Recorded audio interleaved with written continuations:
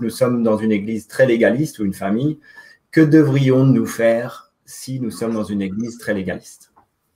Bon, vous savez, quand il n'y a plus l'esprit, il y a la loi qui vient.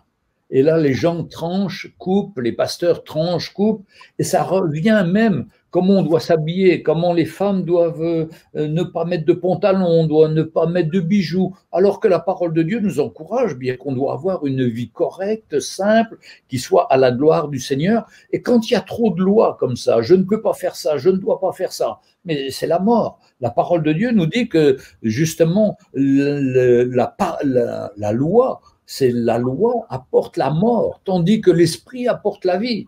Et quand on est dans une église où il n'y a plus la vie parce que c'est mort, et on connaît des mouvements qui ont eu un réveil extraordinaire, et puis après ils se sont cristallisés sur des aspects particuliers, sur des principes de loi, des habits, des façons d'être, et il n'y a plus la vie.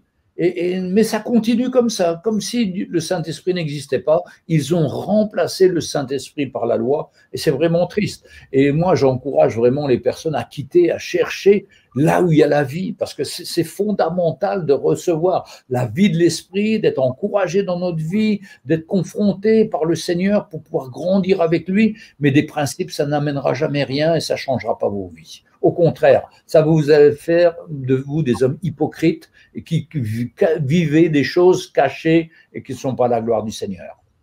Exactement.